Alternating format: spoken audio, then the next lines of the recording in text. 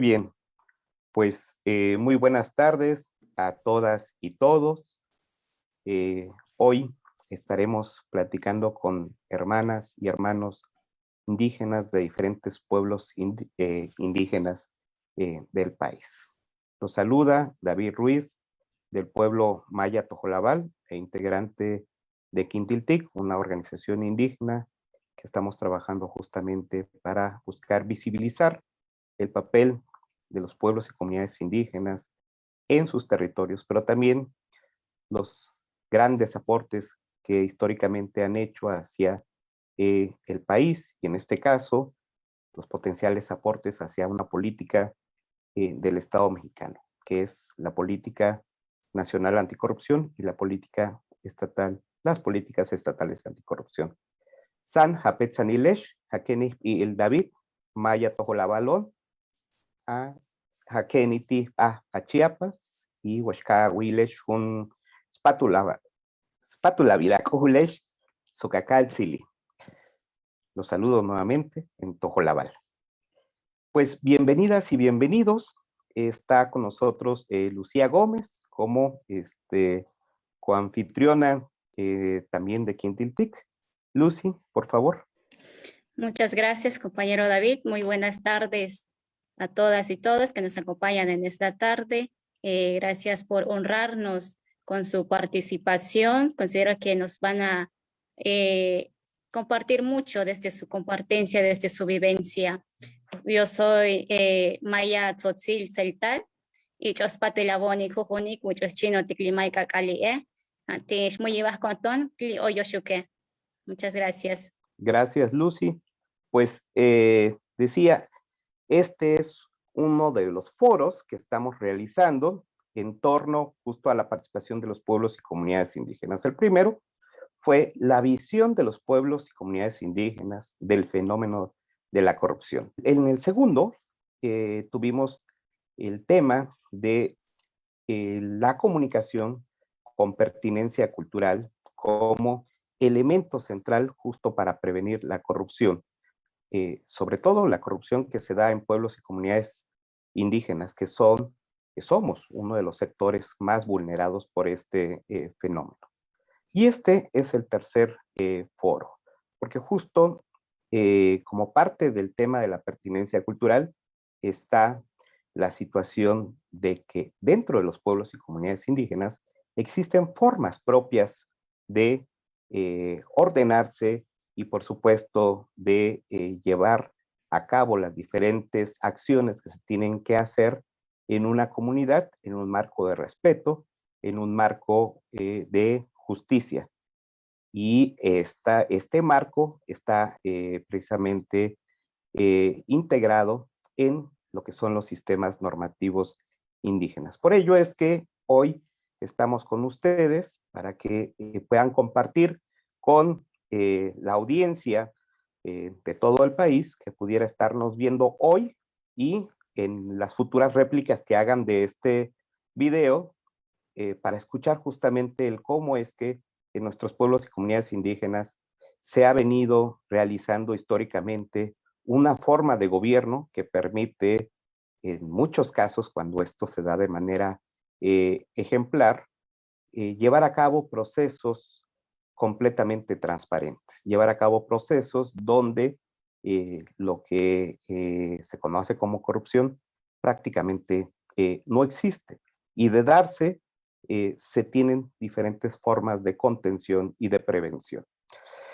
Pues bien, sin mayor preámbulo, yo le pediría a Lucy que nos presente a Tata Manuel. Muchísimas gracias, Tata Manuel, hermana Rafaela, hermano Víctor Leonel, por estar acompañándonos en este foro. Bienvenidas y bienvenidos.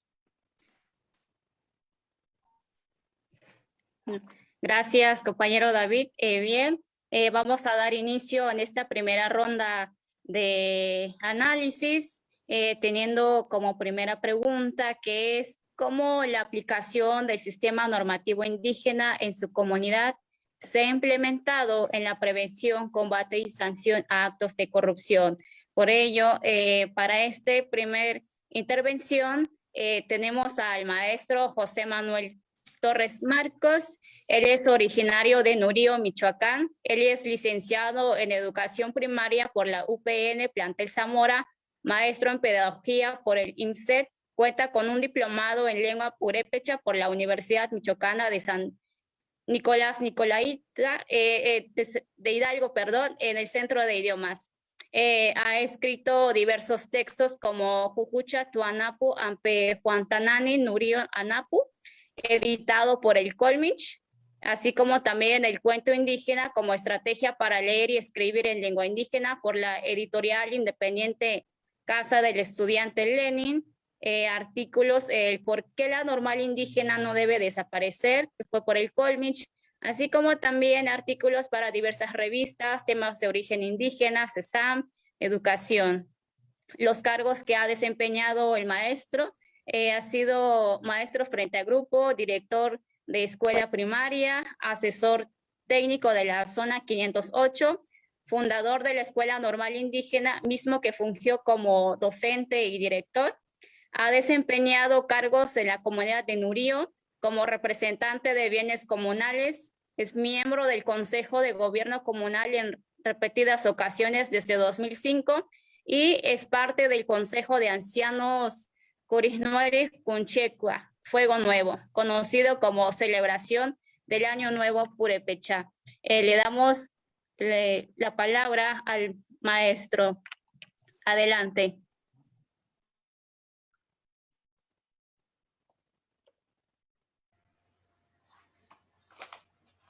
Nachus que llamen du echengasten, sanguras chan hakai shatine pakimbo. Kanek zipe kingun hurashaka sani, wandantan hucha rirete rambe, nenaxish hucha anchikoren haki, ambexish un haki, nenax eranguera shaki, indenambe en shanoses hanash korekin hucha parak penimbo. Hichkan José Manuel Torres Marcos, Nurio Anap, Kayash, Xensani, Hurashka, Mamaram Besaneyangun. Muy buenas tardes a todos, a todas. Con mucho gusto vengo a dejar la palabra que viene de mi comunidad y de mi región purépecha. Soy originario de la comunidad de Nurío. Soy parte de gobierno del Consejo de Gobierno Comunal y ahora estoy aquí con mucho gusto después de haber sido invitado. Yo agradezco esta invitación. Sé que es muy poquito tiempo para yo dar a conocer todas las características y situaciones por las cuales ha pasado mi comunidad. Sin embargo, voy a tratar de resumir lo más que se pueda para poder yo retomar lo que no pueda en la siguiente pregunta. Sin embargo, sí quiero hacerles llegar a todos que el Consejo de Gobierno Comunal de Nurío hace llegar ante ustedes a través de mí un saludo afectuoso desde la comunidad de Nurío. Que las compañeras, los compañeros que integran todo el equipo de trabajo de esta localidad, nos da gusto cuando nos invitan a hacer este tipo de trabajos, porque es así como nosotros vamos a dar a conocer lo que estamos haciendo y lo que hacemos las comunidades indígenas. Bien, para iniciar, quiero decir que Nurío se encuentra localizado en la parte central del estado de Michoacán. Somos parte de la comunidad que pertenecen al pueblo de Paracho, al municipio de Paracho. Durante mucho tiempo estuvimos sujetos e inmersos con esa característica de municipalidad de Paracho. Y durante todo este tiempo nosotros hemos visto distintas maneras de actuar de los gobiernos, de los distintos gobiernos que nos han estado representando en nuestro municipio. Sin embargo, debo de decir que en el año 2005 se vino un proceso electoral un tanto difícil en la comunidad y en el municipio. Entonces estaba regido por el PRD que representaba la opción de la izquierda y la opción de las oportunidades de las comunidades indígenas, al cual mi comunidad se adhirió de manera sin ninguna objeción. Sin embargo, en ese año, por toda la ambición que puede haber o por toda la inquietud que puede haber dentro de los grupos, se ventilan 6 candidatos al PRD para la presidencia municipal y eso hace que la comunidad se divida y que las comunidades se dividan y que cada quien haga su proselitismo de tal suerte de que causó un gran problema en nuestro municipio. Este municipio se vio afectado con sus 8 comunidades y cada quien hubo tambaleos y jaloneos entre nosotros mismos, a pesar de ser del mismo partido. Esto ocasionó una ruptura tremenda en ese año, pero como que un rompimiento más grande con el municipio, porque dijimos, esto es un trabajo del municipio y nosotros como comunidad nos debemos de fortalecer. Nos hicimos a un lado un grupo de comuneros de las distintas localidades. Hicimos como un frente de que no nos dividieran este tipo de trabajo que se estaba haciendo en el municipio. Sin embargo, por todas estas cuestiones y por todo este divisionismo, se dio pie a que en esta ocasión ganara el PRI en nuestro municipio, cuando ya había sido perredista en repetidas ocasiones el presidente municipal, por esa coyuntura. Dentro de esta ruptura que hubo, las comunidades también se fueron acomodando y fue Nurío el que se fue quedando solito. Y al quedarse solo, nosotros tuvimos que hacer acuerdos estatales, muy fuertes acuerdos estatales, porque no podríamos conciliarnos con el municipio. Ocasionó que en la ciudad de Morelia fuéramos citados las 3 partes, lo que es parte del gobierno estatal, lo que es parte del gobierno municipal y lo que es la comunidad, para poder hacer un acuerdo y un arreglo en esa ocasión. Nosotros ya llevábamos el resultado de la Asamblea General porque constantemente estábamos siendo consultados a través de la Asamblea General, lo que de alguna manera ventiló y hizo que llegáramos a tener un acuerdo de manera tripartita, en la cual nosotros entablamos que deberíamos de tener el ingreso de la comunidad de manera directa. Y ese acuerdo se llevó a cabo allí en Morelia, lo cual nosotros queremos hacer énfasis que el hecho de que nosotros tengamos ejerciendo los derechos de el ingreso de manera directa no ha sido una lucha porque hubiéramos querido nosotros tener en un principio de cuentas la lucha por tener la economía o el ingreso directo. Fue este recurso directo, fue una especie de coyuntural que vino como colación a través de esa división que estábamos viviendo en el municipio. De tal suerte que nosotros allí en el Palacio de Gobierno salimos con este acuerdo tripartito, el cual nosotros llegamos a la comunidad y dijimos, nos deslindamos a partir de ahorita con este acuerdo del municipio de Paracho. Somos una comunidad o un municipio chiquito o una comunidad municipio, ¿cómo le podemos interpretar en reunión general cuando nosotros estábamos hablando de esta cuestión?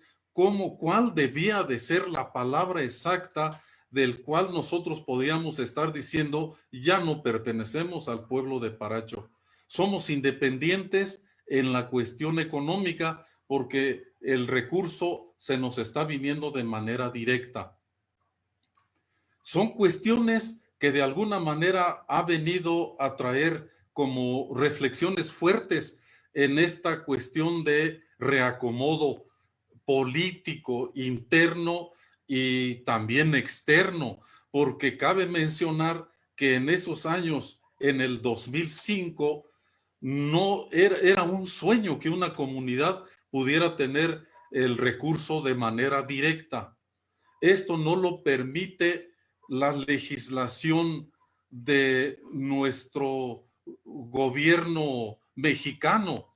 Esto no lo permite el gobierno del estado de Michoacán, ni su carta magna. Esto no lo dice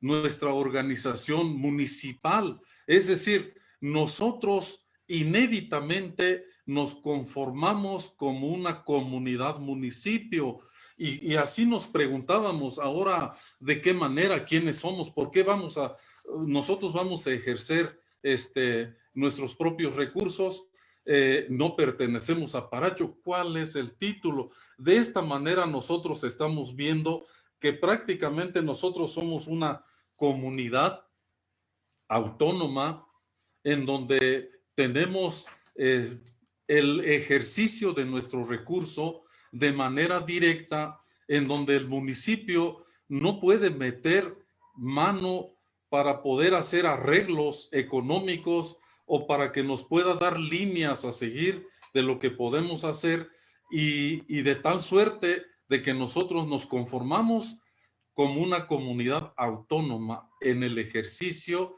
de los recursos directos que nos están llegando. Esta fue una situación que hace que Nurío remueva su organización social y política, que lo corrobora que somos una comunidad indígena y que nosotros tenemos nuestra propia forma de gobernarnos desde tiempos inmemoriales, pero que el Estado no lo reconocía, no lo reconoce y no figura en ninguna de las legislaciones estatal y nacional. De allí nosotros dijimos, pues nosotros vamos a legitimar lo que nosotros por derechos hemos conocido siempre. Desaparece la figura del jefe de tenencia y inicia a partir de 2005 lo que nosotros le llamamos el jefe comunal y se reafirma la representación de bienes comunales, que es una figura de gobierno legítimo de los pueblos indígenas, y se legitima el juez comunal y se nombran 20 elementos que conforman el Consejo de Gobierno Comunal. Esa es la nueva estructura con la cual se está trabajando para el mundo entero. Pero esa es la forma como las comunidades indígenas han estado trabajando desde épocas inmemoriales. Nosotros lo único que hicimos fue reivindicar lo que nosotros en la práctica veníamos haciendo y darlo a conocer, así como ahora lo estamos dando a conocer ante ustedes. En aquel entonces lo dimos a conocer a la sociedad que de alguna manera nos estaba exigiendo qué es lo que estaba haciendo Nurío y por qué estaba en este dilema que se estaba viviendo. Bien, pues nosotros nos conformamos de esta manera. Muchas gracias. Sí, Se Tata acabó el Rafael. tiempo. Viene un siguiente momento. Si quiere usted aprovechar unos segundos más para cerrar esta primera parte. Sí, me gustaría de manera así rapidita, informar que de alguna manera cuando recibimos este tipo de indicaciones para poder ejercer nuestro recurso propio, pues las tareas se vinieron como que de una tras otra y que nos hicieron meter en una línea en la cual no estábamos acostumbradas, siempre porque somos comunidades indígenas, ¿verdad? En la cual no tenemos la preparación suficiente para poder hacer un ejercicio, digamos, calificado. Sin embargo, nosotros desde el 2005 hasta ahorita llevamos 16 años ejerciendo nuestro recurso propio. Eso quería anexar. Muchas gracias. Al contrario, Tata Manuel, muchas gracias a usted y disculpe por acotar el tiempo, pero muy importante lo que nos ha mencionado. ¿Cómo es que en una comunidad indígena, después de tener diferentes situaciones donde en este caso, las organizaciones como los partidos políticos y las políticas públicas que estaba aplicando en ese entonces, el Estado mexicano, el Estado de Michoacán y el municipio, no habían permitido o no habían potenciado que en Urío se desarrollara una comunidad en pleno respeto de sus usos y costumbres, y se estaban dando diferentes situaciones que, aunque dentro de la comunidad no se hablaba de la corrupción, quizás se hablaba de que se daban situaciones que no ayudaban, que no abonaban a construir el buen vivir, que no abonaban a esa forma de vida que anhelaba la comunidad. Y después de cambiar a un sistema normativo, ejerciendo su derecho a la libre determinación y la autonomía, ustedes llevan ya 16 años de construcción de una nueva forma de gobierno donde la corrupción, digamos, el mal trabajo ha venido desapareciendo. Ya nos platicará más adelante el cómo es que piensa que esto debiera estarse retomando también en otros espacios, ¿no? Pues muchísimas gracias, Tata Manuel. Ahora me voy a permitir leer de manera muy breve una semblanza de la hermana Rafaela Hernández Chávez. Ella es zapoteca, originaria y vecina del municipio de Tlalistac de Cabrera, Oaxaca, un municipio conurbado a la ciudad de Oaxaca. Nació en ese espacio hace 69 años. Ella tiene 2 títulos universitarios. La primera es enfermería con especialidad en salud pública y el segundo en una licenciatura en administración de empresas. Se ha desempeñado como docente por más de 22 años, formando tanto a enfermeras como a administradores. También en su natal Tlalistac, ha desempeñado diferentes cargos, entre ellos ha sido la primer presidenta municipal del 2008 al 2010, un cargo que significa en el escalafón de las comunidades en Oaxaca que se rigen por sus usos y costumbres, el cargo a servicio a la comunidad más alto en la mayoría de los casos. Y bueno, toda esta experiencia acumulada ha permitido que haya sido invitada en diferentes momentos a impartir, a compartir, como hoy lo va a hacer, mediante conferencias, conversatorios y capacitaciones a diferentes sectores de la población en pro de la participación de los pueblos indígenas y en específico de las mujeres. Bien, y esto ha dado impulso también a la participación de mujeres en cargos de representación popular y en el sistema de usos y costumbres.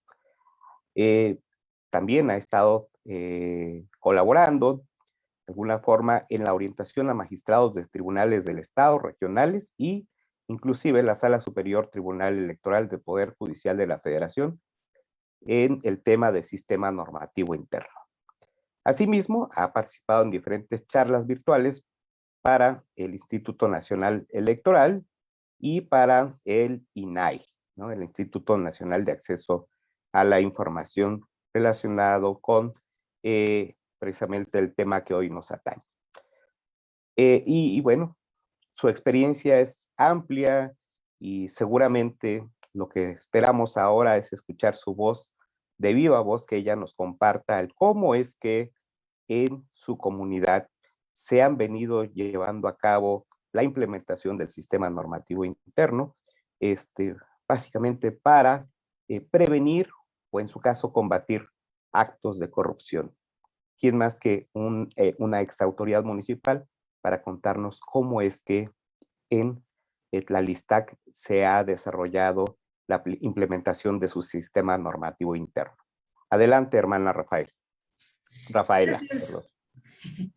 Muchas gracias y buenas tardes a todos los que nos logran ver en este momento, que nos escuchan o que nos verán en lo posterior. Entraré de inmediato al tema para evitar salirme, ¿verdad? Porque es muy fácil que uno deje. Tlalistán de Cabrera, como ciertamente ya lo mencionó, es uno de los 520 municipios en los que se conforma el estado de Oaxaca. Y es uno de los 417 que se manejan por el sistema de usos y costumbres. Así es como nos gusta que nos llamen. Ya el aspecto de sistema normativo interno, pues lo han aplicado sobre todo las autoridades, en este sentido las autoridades electorales, por el propio sistema que llevamos para efecto de. Pero el sistema de usos y costumbres nos permite la autodeterminación de nuestros pueblos, ¿verdad? La libertad, la autonomía y la autodeterminación de nuestros pueblos.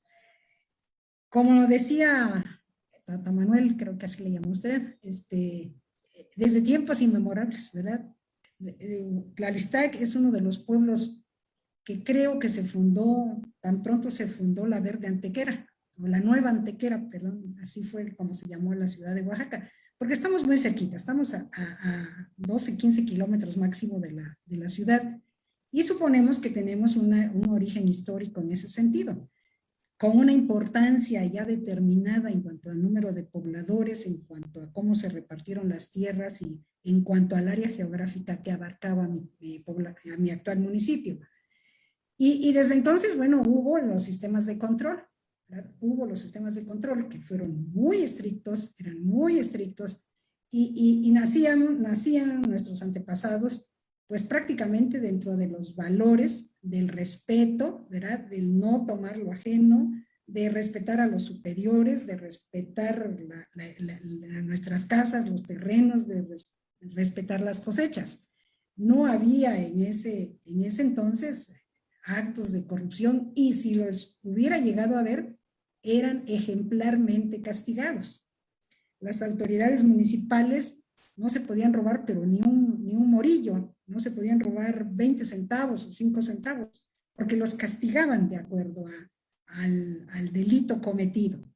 Y entonces, pues lógicamente que la gente en pro de eso no le metía las manos, ¿verdad? A ningún tipo de bien que tuviera el bien municipal. Se da estoy hablando desde que se fundó, no solamente de mi pueblo, sino de muchos pueblos, muchos municipios, se da este tipo de historia y se da este tipo de ejemplar manera de vivir. ¿Cuándo pienso yo que entran, yo podría decir que entran en la tentación, ¿verdad? Las personas que llegan a ocupar determinados cargos?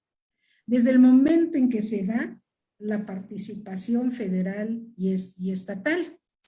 Ya no pude investigar con lujo de detalles el año exacto en que empiezan las participaciones a llegarse a los municipios, pero calculo que fue a finalizar del siglo pasado, entre 1999 y el 2001. Por ahí sería cuestión de corroborar en qué año exactamente empiezan a llegar las participaciones municipales. Previo, y por la edad que ahora tengo y recuerdo, previo a este periodo 99-2001, Previo, las autoridades municipales hacían en 3 años una sola obra para la comunidad y la hacían allegándose de recursos de las personas connotadas de la comunidad, de alguna ayuda del gobierno estatal, a lo mejor si llegaran a ver al presidente de la República alguna ayuda del gobierno federal, pero sobre todo se hacía con la cooperación, la cuota en economía y en tequio, que ha sido una de las características de los pueblos originarios, de nuestros pueblos. El tequio se hacía, a través de ello se lograban hacer obras. Y así se hicieron las primeras escuelas de mi comunidad, se hicieron los bardeados de la iglesia principal, los primeros empedrados de nuestras calles, la luz de la comunidad, en fin, podríamos, pero era un esfuerzo comunitario. No nos llegaban los dineros así como nos llegan ahora, ¿verdad? Que prácticamente hablamos de alguna cantidad de millones por año. Allí es donde cuando empieza a haber esos recursos, cuando toca la tentación a los seres humanos, ¿verdad? Y empieza a haber este mecanismo de corrupción. Muchos de nuestros pueblos, que nos regimos por el sistema de usos y costumbres, todavía muy notorio en los municipios de la Sierra Norte de nuestro estado, quien resulta electo con un cargo principal, presidente municipal, síndico municipal, tesorero municipal, tienen que dejar en prenda, hablando de mecanismos de prevención, tienen que dejar en prenda un terreno, una casa con su terreno, una camioneta, en fin, algo de valor que ellos poseen en ese momento, porque si durante el desempeño de su encargo llegaran a robar, automáticamente ese bien no le es devuelto. Ese bien queda ya para la comunidad como pago, ¿verdad?, por el delito cometido. Si es que fuera el importe más o menos de lo sustraído o de lo tomado. Eso a mí me parece extraordinario porque es una excelente medida de prevención. Si yo tengo empeñado ahí un terreno que me va a valer ahorita una buena cantidad de millones porque estoy a la orilla de la ciudad, bueno, pues entonces, pues no le meto mano porque a lo mejor pellizco 5 pesos, pero me van a volar 5 millones, ¿verdad? Entonces, no es conveniente. Por eso sí considero que esas medidas preventivas son muy buenas. Otra medida preventiva se establece cuando, como autoridad municipal, cuando se lee el significado del bastón de mando, entre uno de los párrafos del significado del bastón de mando, dice que así como te iluminará este bastón y te dará sabiduría para que ejerzas el cargo que se te encomienda, también en un momento dado que tú no respondas a la confianza que te da la comunidad, esa misma población que ahora te confiere el bastón, te lo va a retirar, pero además te lo va a retirar no solamente a ti, y quedas no solamente tú como enlodado dentro del problema, sino que también esto va a hacerse llegar a tu familia. Entonces, cuando tú asumes un cargo municipal, bueno, lo piensas, ¿verdad? Porque, pero si toco los 5 pesos, pero si me caen tocando estos 5 pesos, no solamente van a decir Rafaela se robó 5 pesos, van a decir, ese era hijo de Rafaela o era hermano de Rafaela la que se robó los 5 pesos. Y entonces viene, ¿verdad?, el involucramiento de la familia que nada tuvo que ver, ¿verdad?, con una decisión malamente tomada. Este es otro aspecto de prevención que yo considero muy importante, muy simbólico en el momento en que una autoridad municipal acepta el bastón de mando que te va a guiar para tu administración en el cargo que te hayan conferido. Hablaba yo de que se vino la cuestión de otorgar las participaciones federales o estatales, y eso hace que la gente caiga en tentación. Pero ¿quiénes son los que más someten a la tentación? Pues definitivamente que la misma reglamentación del manejo de esa, perdón si me escuchan, porque parece que se me fue la señal. ¿Está bien? Sí, le agradezco si ya va cerrando, por favor, para... Ah, perfecto. Vamos Sí, cerrando gracias. para evitar tiempo. Entonces, las mismas áreas de gobierno, los mismos lineamientos de gobierno que te dan, te permiten ir a la corrupción, porque tienes que hacer uso de un despacho contable, tienes que hacer uso de un despacho de ingenieros o de arquitectos, y ahí son los que te lanzan un poquito a entrarle a la corrupción. Hasta ahí lo dejo ahorita. Muchas gracias, maestra. Muy importante lo que nos ha compartido en cómo esta organización de la comunidad, la administración del recurso, y cómo es que aplican estas sanciones luego cuando alguien comete ciertos actos dentro de la comunidad. Muy importante y demasiada organización dentro de las comunidades. Siguiendo con la participación,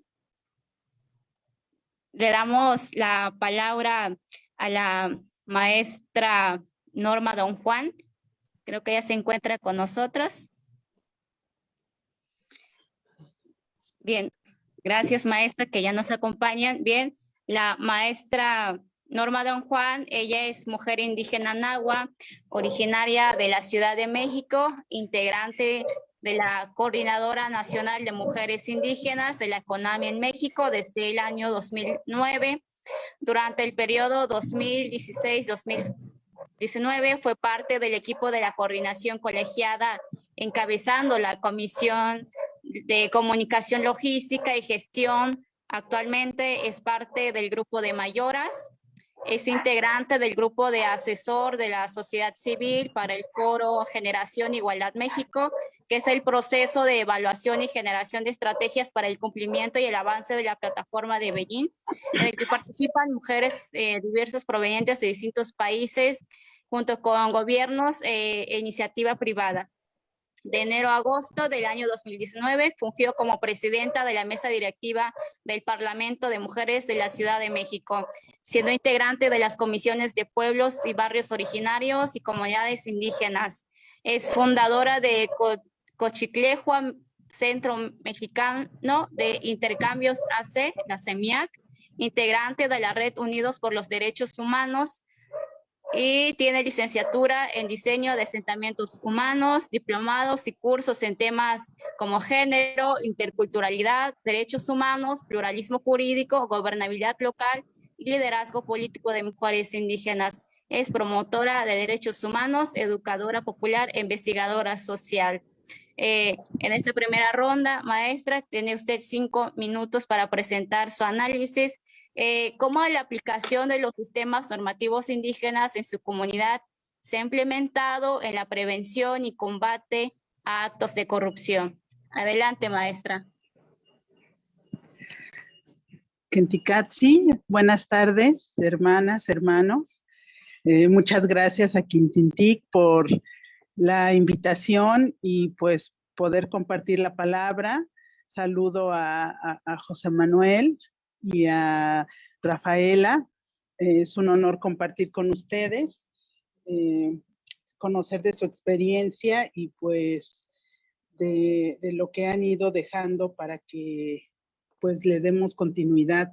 Y escuchándolos a ellos y tratando de responder la pregunta que ya hacía Lucía, yo no puedo pensar en una política anticorrupción sin mirarlo dentro de lo que es el ejercicio del poder, de la libre determinación y autonomía de los pueblos. Creo que no podemos mirarlo como algo separado. Creo que es parte de ese ejercicio del poder, de esa libre determinación y autonomía, el poder generar nuestras propias formas que ya existen, que han existido, como decía Rafaela, desde hace mucho tiempo, ¿no? Creo que si queremos llevar a la práctica el principio de servir y no servirse, ¿no?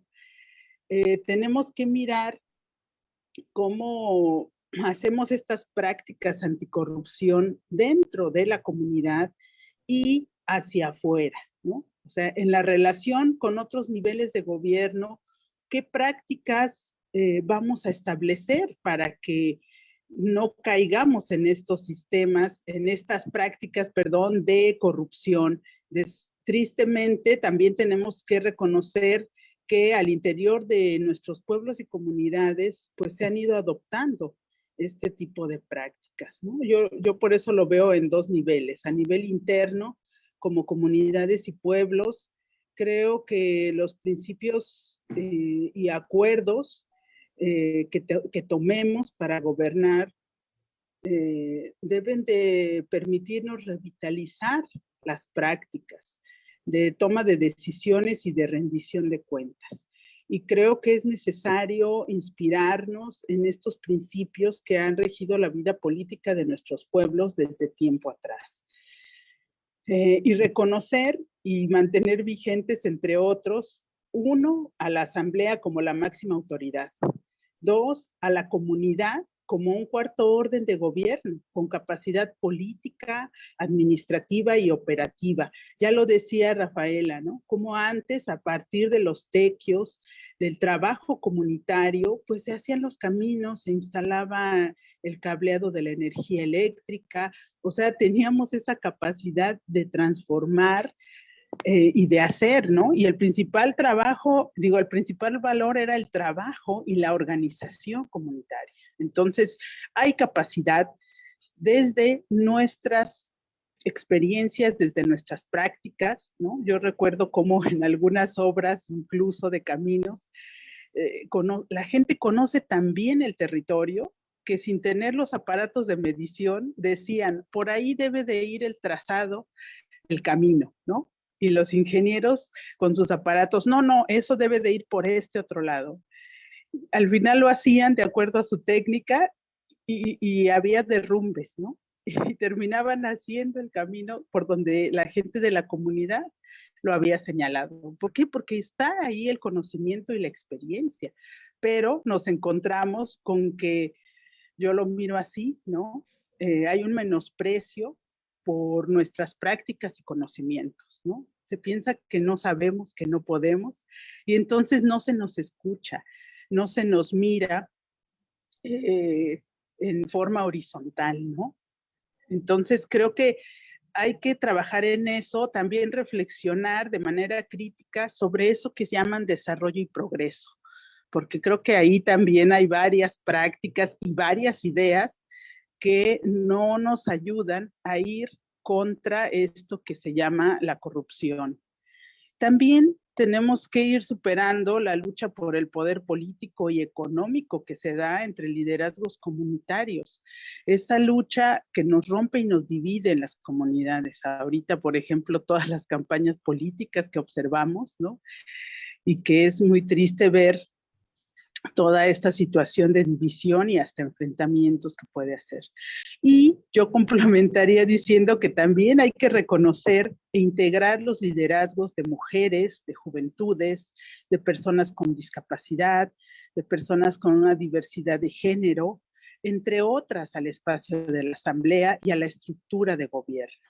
Creo que tenemos que resignificar la democracia, eso que llamamos democracia, al interior de nuestras comunidades y pueblos para poder revitalizar nuestros sistemas.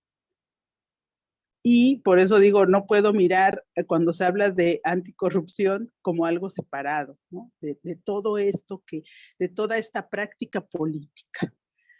Porque creo que solo así vamos a poder establecer sistemas de gobierno en los que podamos confiar y de los que nos podamos sentir corresponsables. Porque para que yo me anime a participar, necesito sentir que el ejercicio de gobierno me está afectando, pero también necesito sentir que puedo tener la capacidad de influir en las decisiones y en las acciones que hagan el gobierno, ya sea comunitario o municipal, a través de mi palabra y acciones, ¿no? Y ahí entramos a la parte de procedimientos y mecanismos que han existido en las comunidades, partiendo desde las prácticas de hacer los cortes de caja en las asambleas, ¿no? Que se hacen por parte de las autoridades y de los comités, y que en algunos casos, por ejemplo, se hace hasta el informe escrito en una hoja y se queda pegado ahí para que quienes no estuvieron en la asamblea o no escucharon con suficiente atención, pues lo puedan volver a mirar, ¿no? Y estas son prácticas que, por citar un ejemplo, ¿no?, que parecen muy sencillas, pero que son muy significativas porque permiten ir fortaleciendo la confianza colectiva, ¿no? Y yo me pregunto, ¿cómo hacemos para que esas formas que parecen tan sencillas, pero que han sido suficientes, como decía, para fortalecer la confianza colectiva, dialoguen con mecanismos y procedimientos que se dictan desde iniciativas o estándares internacionales, ¿no? Ya lo decía don José Manuel, hay formas que se nos piden que implementemos y que son ajenas a nuestras formas de ejercer el poder, ¿no? También ya lo comentaba Rafaela, el mismo sistema de alguna manera nos está colocando, nos hace vulnerables a esa corrupción, y creo que entre otras cosas es por las formas que se están implementando, los mecanismos y procedimientos que no responden a nuestras formas de ejercer el poder, a nuestras formas de organizarnos a nivel comunitario. Entonces, por eso, para mí es muy difícil separarlo, esto de la anticorrupción, de la libre determinación y autonomía que tenemos como pueblos.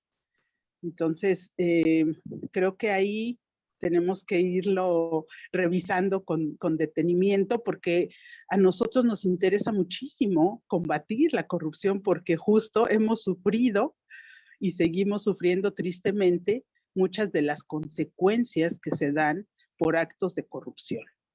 Lo dejaría hasta ahí, creo que ya el tiempo se agotó. Gracias. Así es, hermana Norma Don Juan, mayora de la CONAMI y mayora de muchas y muchos, ese pleno reconocimiento a una mujer que ha caminado, y como dice un hermano de Guerrero, ha caminado, ha ido hablando y ha ido haciendo, pues, ¿no?, en pos de los pueblos y comunidades indígenas. Muy interesante lo que comenta la hermana Norma. También, a pesar de que como lo comentaron en las experiencias anteriores, los sistemas normativos pueden ser sumamente interesantes y efectivos en la prevención y el combate a la corrupción, pero también es necesario que dentro de ese proceso comunitario pues se vayan haciendo algunos ajustes de acuerdo a la situación en la que vivimos hoy como sociedad mexicana, porque de lo que se trata es justamente buscar ese puente que dialogue entre los sistemas normativos indígenas y el sistema normativo establecido en el Estado mexicano. Pues más adelante estaremos un poco hablando sobre eso, pero por lo pronto me permito agradecer a la hermana Norma Don Juan por estas aportaciones, y a continuación voy a permitirme compartir una muy breve semblanza del hermano Víctor Leonel, que es otro ejemplo que en viva voz estará compartiendo y de alguna forma dando una cachetada con guante blanco a todas aquellas personas, a todos aquellos sectores de la sociedad, como lo han hecho los demás, ¿no?, la cachetada con guante blanco, de evidenciar el cómo es que los pueblos y comunidades indígenas sí pueden, y no solo pueden llevar a cabo una administración adecuada, sino que además pueden enseñar. Pues bien, él es zapoteco de Valles Centrales de Oaxaca,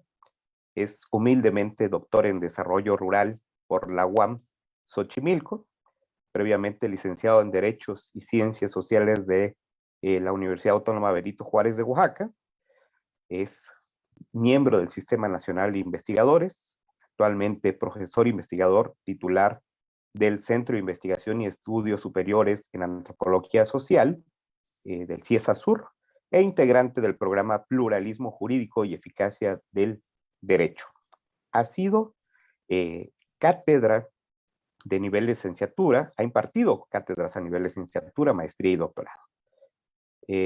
pues bien, como doctor en Derechos Humanos, ha sido director del Centro de Derechos Humanos, director de Derechos Humanos del Poder Judicial del Estado de Oaxaca, asesor de la Dirección General del Instituto Nacional de los Pueblos Indígenas, consejero ciudadano del Instituto Electoral y de Participación Ciudadana de Oaxaca.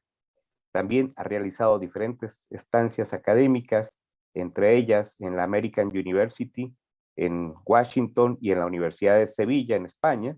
Ha sido invitado al Foro Permanente de las Naciones Unidas para Cuestiones Indígenas en Nueva York durante 2012 y 2014. Además, consultor del Programa de las Naciones Unidas para el Desarrollo, fue coordinador de la fase informativa del proceso de consulta para el cambio de régimen electoral en Ayutla de los Libres, en Guerrero, y ha realizado peritajes antropológicos para el Tribunal Electoral del Poder Judicial de la Federación.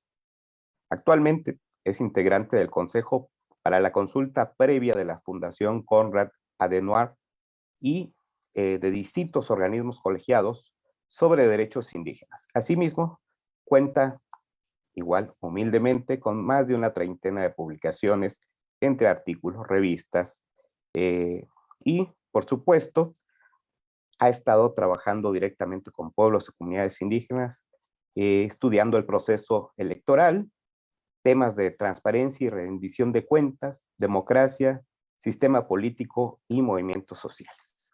Un hermano indígena que rompe el paradigma que tiene la sociedad respecto a los pueblos y comunidades indígenas. Hermano, te pedimos tu opinión y tu análisis respecto a la pregunta de cómo ha visto que la aplicación del sistema normativo indígena en su comunidad o en otras comunidades se ha implementado en la prevención del combate y sanción a actos de corrupción. Adelante, muchísimas gracias.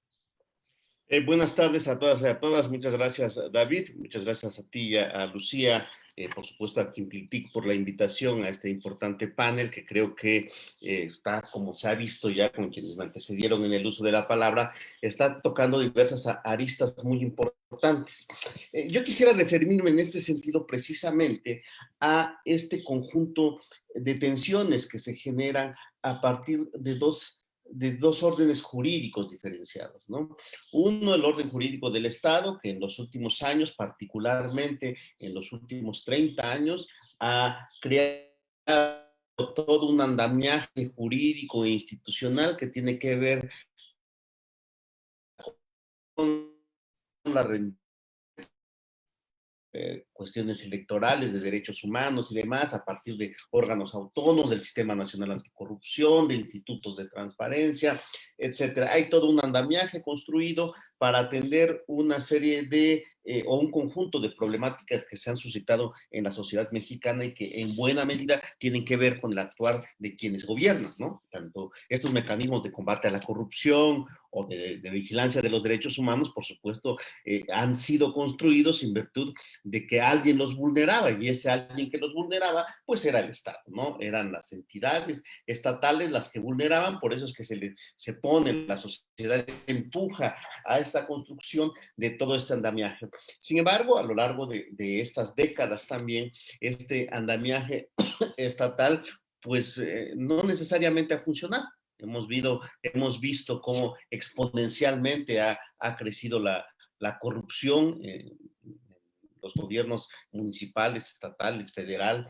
Hemos visto ahora mismo, tenemos incluso ejemplos de gobernadores que están señalados, perseguidos, denunciados por precisamente actos de corrupción, y se han dado a lo largo de los últimos años una serie de ejemplos de esa naturaleza, ¿no? Entonces, no necesariamente han funcionado todo este andamiaje que se ha construido. Por el otro lado, tenemos también un sistema jurídico de las comunidades indígenas, de los pueblos y comunidades indígenas y afromexicanas, que también han construido, tienen su propia institucionalidad, ¿no? No quisiera ahorita, porque pues, nos meteríamos, yo creo que en un largo precisamente respecto a cuáles son creo que también es necesario apuntar cuáles son los valores que están atrás de este conjunto de sistemas jurídicos indígenas vigentes que tienen entonces una construcción distinta. Mientras el orden jurídico nacional, el derecho liberal, la ciudadanía liberal, la democracia representativa, tienen como un eje rector a la ciudadanía individualizada, es decir, a las personas como individuos que participan en la esfera de lo público. En cambio, en las comunidades indígenas, en nuestras comunidades indígenas, de donde yo soy, por ejemplo, que es una comunidad zapoteca, ahí lo público se explica a partir de tu pertenencia a la comunidad. Es decir, yo no soy ciudadano o no es ciudadana si no perteneces a la comunidad. Y cuando hablo de pertenencia a la comunidad, no me refiero a haber nacido en la comunidad, ¿no? Me refiero precisamente a que compartes un conjunto de valores, pero al mismo tiempo participas de un conjunto de obligaciones, de un conjunto de elementos de identidad cultural, un conjunto de tradiciones, de rituales, de mecanismos jurídicos, de mecanismos institucionales, que son los que te hacen pertenecer a la comunidad, ¿no? Pueden ser tradicionales o no, porque uno de los a veces mitos que ponemos es que es desde tiempo inmemorial. No tiene que ser desde tiempo inmemorial. Puede ser que en este momento, en este conjunto, con estos valores que han sido construidos en la comunidad, nosotros podamos entonces avanzar y señalar precisamente que pueden ser necesarios una serie de cambios, ¿no? ¿Por qué pongo estos dos ejemplos? Porque estos son los que tensionan en distintos casos, ¿no? Yo creo que las intervenciones que me antecedieron han expresado muy claramente este conjunto de tensiones. En muchos casos, por ejemplo, creo que Rafaela se refirió y Talizarte Cabrera tiene un ejemplo muy claro en ese sentido, en donde, por ejemplo, para el Estado mexicano, para los gobiernos estatales, con esta comprobación que se hace mediante sus mecanismos institucionales, que es la Auditoría Superior del Estado, por ejemplo, un gobierno local puede comprobar sin mucho problema. Digo, es un decir también, pues tiene el problema de conseguir al contador o en algunos casos de comprar las facturas y de hacer todo un proceso de simulación cumpliendo, digo, también mediante actos de corrupción, pero cumpliendo con las formalidades que están pidiendo estas instancias. Y por el otro lado, hay un conjunto de prácticas comunitarias que también están sustentadas en normas, en procedimientos, en instituciones comunitarias que están vigilando estos procesos de mecanismos de rendición de cuentas, y en muchos casos, en tanto tienen un sentido de pertenencia cultural, los ejemplos que puso Rafaela de qué es lo que deben comprometer quienes asumen un cargo de presidente o de tesorero, es decir, dejo en prenda un valor. Pues por supuesto, es una cuestión preventiva que no la tiene el sistema jurídico mexicano estatal, ¿no? Entonces, hay un conjunto de mecanismos que están diseñando, que empiezan a diseñarse precisamente para evitar, muchas veces preventivamente, para evitar. Sin embargo, estos mecanismos no necesariamente son reconocidos por las instancias mexicanas, ¿no? En algunos casos, por ejemplo, el valor que pueda tener la Asamblea General Comunitaria, perdón, están en campaña, entonces se oye ruido. En muchos casos, entonces, estos mecanismos institucionales comunitarios no son vistos por el Estado, no son considerados por el Estado, ¿no? Y, por ejemplo, hay una serie de ejemplos de gastos que tienen que ver, que, por ejemplo, en comunidades donde no hay facturas, ¿no? El Estado mexicano, la Auditoría Superior, pide gasto, factura. Yo no tengo factura, pues de repente tengo que buscar, aunque haya yo gastado bien el dinero, tengo que buscar una factura para que el Estado me crea. Y sin embargo, este conjunto de gastos está señalado, está solventado, está explicado y está aprobado por la Asamblea General Comunitaria. Porque saben ahí, con pesos y centavos, si efectivamente se gastó o no se gastó ese recurso, ¿no? hay muchos ejemplos. Hay comunidades de la sierra, por ejemplo, que hacen largas asambleas, empiezan muy de mañana y terminan en la noche. Yo he tenido fortuna de participar en algunas que incluso se llevan 2 o 3 días.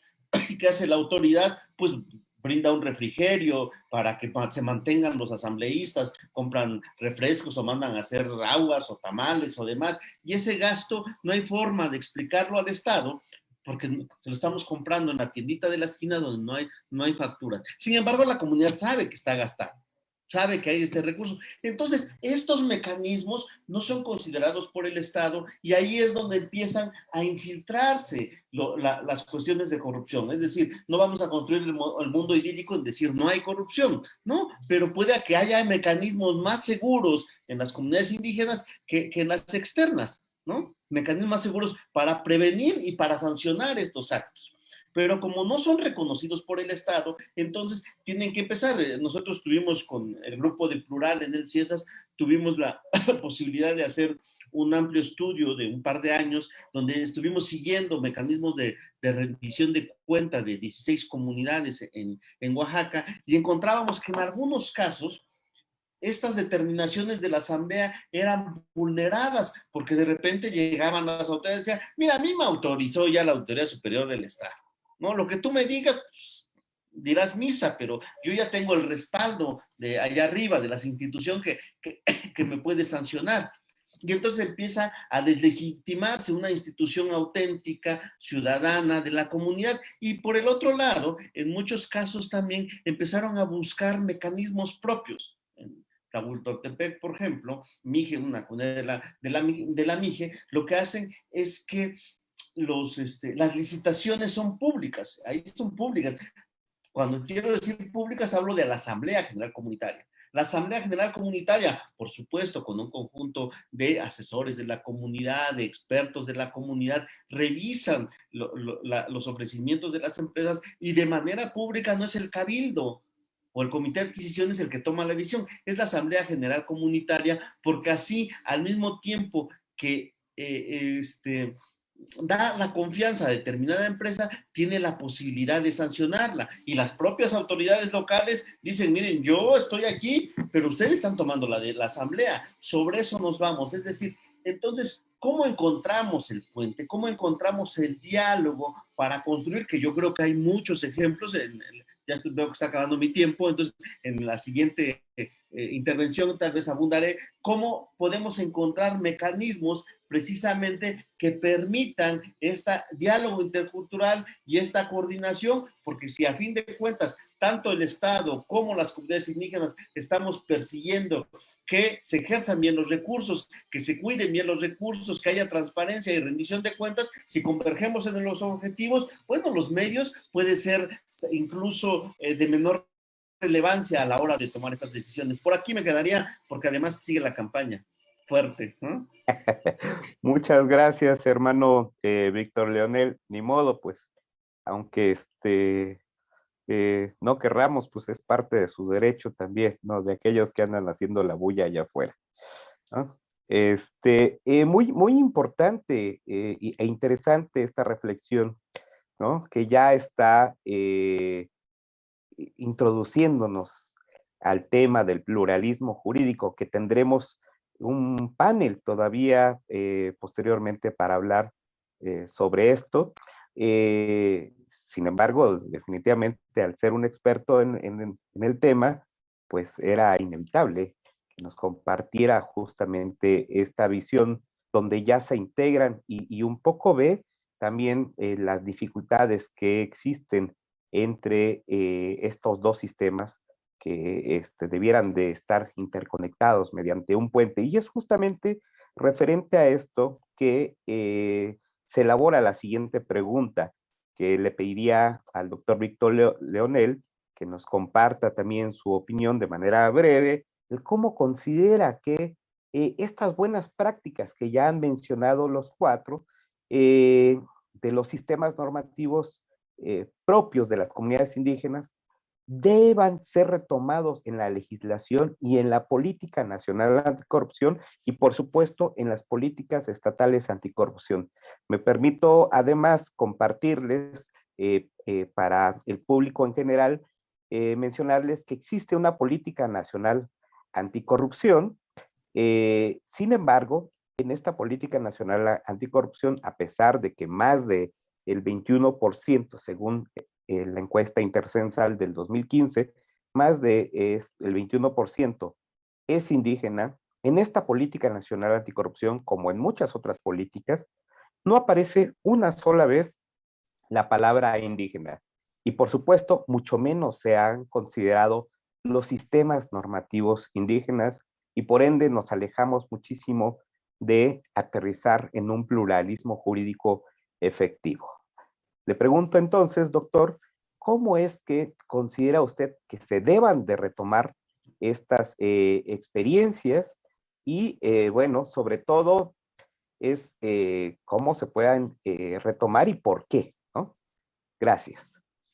Sí, gracias, David. Bueno, que me tocó, así me sigo, me voy de largo, me sigo en la idea que estaba yo planteando. Efectivamente, es muy importante esto que señalas, porque como yo decía, lo que falta es construir estos mecanismos de diálogo y de acercamiento. Yo creo que, en primer término, creo, como ya lo han señalado distintos autores, distintos estudiosos del tema, distintas instituciones internacionales también, Rodolfo Stavenhagen hablaba de una brecha de implementación, ¿no? Es decir, una cosa es lo que dice la ley, la norma constitucional, y otra cosa es lo que se hace en la práctica. Ahí me viene un poco este ritual que tenían en el México colonial cuando llegaba alguna disposición de la corona española y que era de alguna forma atendía las quejas de los pueblos indígenas y el virrey hacía una ceremonia donde decía, acátese, pero no se cumpla. Es decir, no lo acatamos, decimos que sí, pero no se cumpla. Entonces, más o menos así nos suena de repente la legislación que en América Latina y en particular en México respecto a los derechos de los pueblos indígenas, porque ahí están, ¿no? Norma lo señalaba con mucha claridad. ¿Qué requerimos hacer? Pues requerimos primero que el derecho a la libre determinación que se expresa en la autonomía realmente tenga los asideros y tenga el reconocimiento para hacer esto factible, ¿no? Porque resulta que nos dicen tenemos derecho a la libre determinación los pueblos indígenas y tenemos derecho a la autonomía para distintas cuestiones, entre ellas debiera ser para el manejo de los recursos públicos, la administración y el ejercicio directo, pero por el otro lado, pues algunos ordenamientos incluso secundarios, yo quisiera, quienes han sido autoridades municipales y quienes lo son, por ejemplo, pueden ver cómo las reglas de operación de los ramos 28 y 33, ¿no? Ahí, por ejemplo, nos dicen, oiga, yo como autoridad municipal o como mi comunidad indígena zapoteca, pues necesita con estos recursos vamos a poner unas obras de captación de agua potable para el riego, y te dicen las reglas de operación, puedes hacer nada más pavimentación, electrificación, agua potable o alcantarillado, drenaje y alcantarillado. Oiga, pero nosotros ya tenemos cubierto estas cosas, nosotros necesitamos algo urgente, es reactivar el campo, pavimentación, alcantarillado, agua potable o luz eléctrica. Oiga, pero nosotros debemos reforzar el sistema de la salud, pavimentación, alcantarillado, luz eléctrica, o sea, cambian los factores. ¿Cuál es entonces la autonomía, la libre determinación que nos están dando cuando un ordenamiento secundario no es ni siquiera una ley secundaria, es un ordenamiento, un reglamento, el que nos ordena? ¿Por qué pongo este ejemplo que puede parecer tan simplista? Porque si en algo tan simple no nos dan esta autonomía, imagínense en las otras cuestiones un poquito más complejas, ¿no? Entonces, por ello necesitamos primero reafirmar precisamente este derecho de libre determinación a través de mecanismos que los respeten y los garanticen, ¿no? Otro tema que también planteaba Norma con mucha claridad era entre estos mecanismos, por ejemplo, el que las comunidades sean sujetos de derecho público. Porque si no, también el artículo 2 constitucional nos dice, es que son comunidades, tienen el derecho a la libre determinación, a la autonomía política, pero son comunidades de interés público, ¿no? Y como son comunidades de interés público, pues tienen muy poco que hacer. Las que por alguna razón tienen la coincidencia entre la comunidad indígena y el municipio, como es el caso de Tlalistá, creo, pues bueno, ahí se amparan del municipio y tienen un poquito más de cancha, de margen de maniobra. Pero las comunidades que no tienen ni siquiera esta posibilidad, que son comunidades municipales, agencias municipales de policía, pues todavía es más complicado para ellos. Entonces, ¿cómo establecemos? Tendríamos que establecer primero la garantía de estos derechos básicos, luego establecer una serie de instrumentos, que tengan pertinencia cultural. Por ejemplo, uno de las búsquedas permanentes del Instituto de Transparencia, tanto federal como el estatal, hace poco estuve conversando sobre eso porque hay una iniciativa interesante del órgano local al respecto, es que se sumen todos, que tengan todo su portal de transparencia, ¿no? Y hasta te dan un premio, te sancionan si no tienes tu portal en Internet de transparencia. ¿Quiénes consultan el portal? Ya no hablemos de comunidades rurales que no tienen casi acceso a Internet. Hablemos de general, de las grandes metrópolis. No se consulta porque no hay la pertinencia, no hay la accesibilidad para el ciudadano común y corriente. Y entonces nos dicen que nos van a premiar o nos van a castigar si tenemos bien o mal el portal. ¿Por qué no buscamos mejor cuál es la práctica en Tlalistán de Cabrera, que ya señaló Rafael algunos ejemplos? ¿Cuál es la práctica en Nurío, que también ya nos señaló José Manuel algunas cuestiones interesantes? ¿Cuáles son estas prácticas que van a arropar entonces? Y entonces nosotros lo que vamos a determinar es el respeto y la garantía de la institucionalidad comunitaria, el respeto del sistema jurídico interno de cualquiera de estas comunidades que nos van a dar la posibilidad precisamente de buscar salidas. ¿Cómo garantizamos, por ejemplo, que si una asamblea toma una determinación X porque está aplicando justicia de manera interna, y hay muchos ejemplos de esto, no se les criminalice a las autoridades que la están ejecutando? ¿No? Porque hay muchos casos que llegan a los órganos jurisdiccionales en donde se acusa a una autoridad indígena de retener a una persona o de confiscar algún bien. Por ejemplo, si el caso de la prenda que llega a Tlalistac se judicializa y llega ante un juez determinado, puede decir, le están deteniendo irregularmente ese terreno, esa camioneta o lo que sea. Oye, pero si eso me ordenó la asamblea porque es una regla interna. No, aquí no, pueden hacer lo que quieran siempre y cuando no vulneren derechos humanos. Oye, entonces, ¿cómo garantizamos esta jurisdicción indígena, no? Estos son los mecanismos que habría que apuntalar porque es lo que ha sucedido y lo que está pasando, y entonces tendríamos que construir, y con esto voy cerrando porque termino ya mi tiempo también, lo que se necesita es construir un Estado con pertinencia cultural. Y ese Estado con pertinencia cultural también tiene que ser a partir de un gran reconocimiento constitucional. Hay una reforma pendiente de la gran consulta que hizo el INPI, que seguramente en breve la va a presentar en reforma constitucional, para que precisamente de esta cobertura y a partir de ahí toda esta institucionalidad comunitaria, todos estos mecanismos internos puedan ser reconocidos y por supuesto también puedan ser puestos en marcha y puedan ser vistos incluso por la propia comunidad si garantizan o no el cuidado de los recursos de la comunidad, ¿no? Porque puede ser que no los garanticen también, pero ahí también la comunidad tendría que ver, ¿sabes qué? Esta regla que pusimos pues nos sirve para dos cosas, ¿no? Y entonces vamos a buscar qué otra regla interna, qué otro mecanismo sí nos va a hacer resultar funcional, ¿no? Yo creo que tendría que hacerse a partir de una asunción del Estado de que somos efectivamente un país con una gran pluralidad de sistemas normativos en todo el territorio que se expresan en las comunidades indígenas. Y con eso terminaría yo. Muchas gracias. Muchas gracias, doctor Víctor. Nos dejó varios puntos muy importantes aquí en este diálogo que tenemos, en la importancia del reconocimiento y ejercer nuestro derecho a la libre determinación, que está todo relacionado justamente a la prevención y el combate a la corrupción, y que todas estas normativas, estas leyes sean con pertinencia cultural, porque somos un país pluricultural y multilingüe. Y ciertamente en cómo estos como pueblos indígenas pues no nos han visto como sujetos de derechos, sino que como objetos nada más. Entonces aquí es el pleno reconocimiento de los pueblos indígenas como los sujetos de derecho y que ejerzan libremente a sus derechos a la libre determinación y la autonomía. Siguiendo con el orden, vamos con la maestra Norma, igual con 5 minutos para presentar su análisis. ¿Considera usted que las buenas prácticas de los sistemas normativos propios de las comunidades indígenas deben ser retomadas en la legislación y la política anticorrupción? Le damos la palabra a la maestra Norma.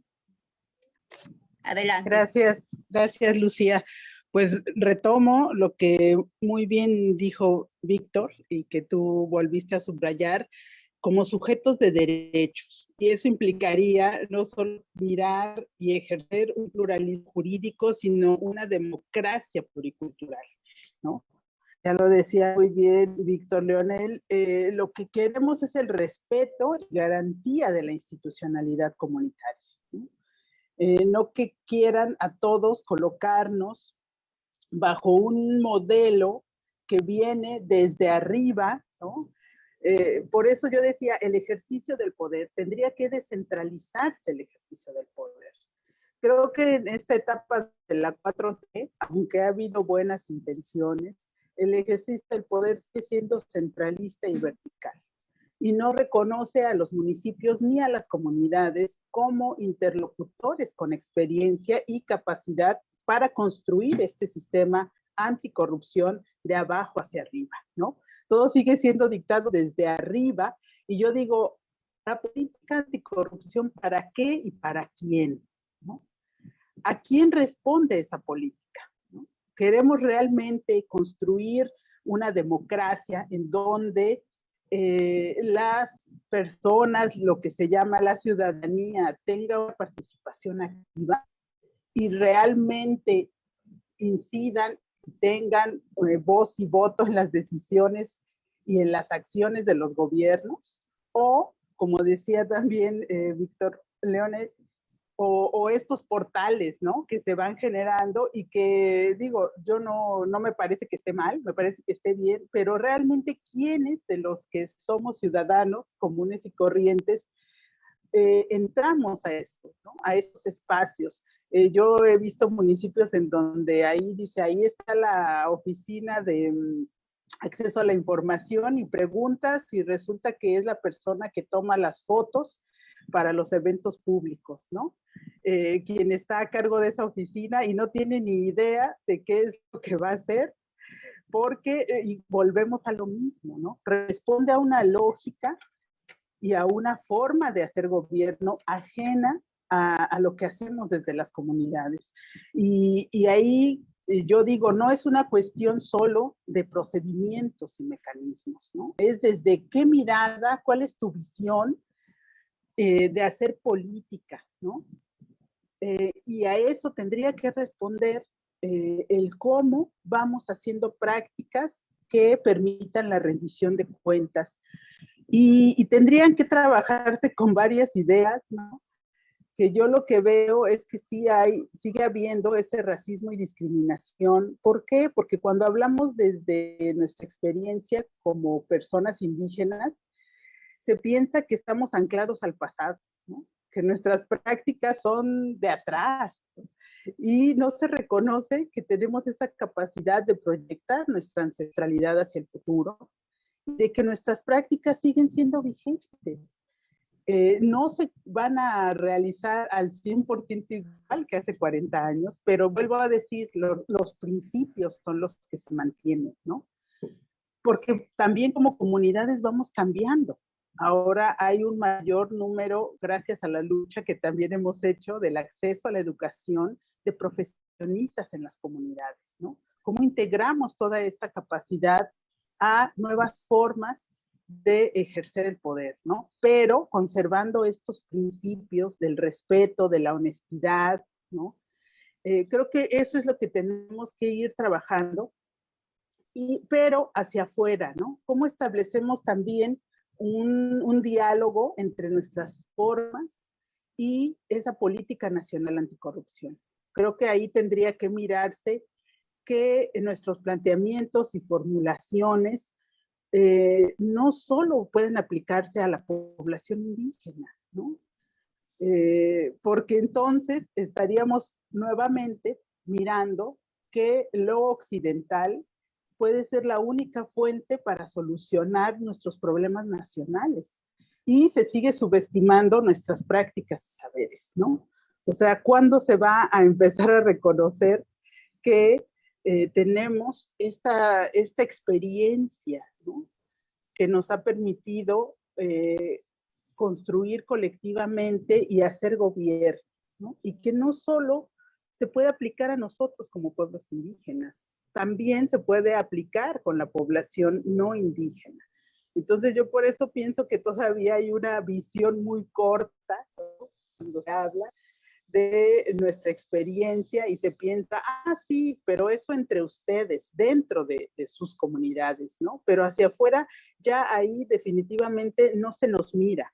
Entonces creo que, por eso digo, sí pienso que todavía hay una mirada de discriminación y racismo, porque no se nos reconoce, ¿no? Ni como sujetos de derechos, ni como con esas capacidades y experiencia para dar respuesta a este gran problema nacional, que es el problema de la corrupción y que nos está dañando terriblemente a todos. Entonces creo que tenemos que colocar eso y pues lo que ya han comentado, ¿no? No se puede separar este tipo de políticas del ejercicio del poder, de la libre determinación y autonomía de nuestros pueblos, ¿no? Que nosotros podamos ser quienes definamos cómo va a ser nuestra institucionalidad. Lo dejaría hasta ahí. Muchas gracias. Muchas gracias, hermana Norma. Muy importante, me parece, esto que nos comenta, del por qué y también del cómo. O sea, es recuperar e implementar en la política, en las políticas estatales, las formas propias, ¿no?, de prevención y combate a la corrupción que existen en nuestras comunidades indígenas. Y esto aplica también a las no indígenas, porque además muchas de las comunidades locales no indígenas de nuestro país, en realidad han venido adoptando prácticas que se llevan a cabo en las comunidades indígenas. Por tanto, estamos hablando de que no solamente son las comunidades indígenas, sino es prácticamente todo el entorno rural. Y además, en las zonas conurbadas de las ciudades, el grueso de la población proviene de comunidades indígenas y de comunidades locales. Entonces, hay una gran ventana de oportunidad.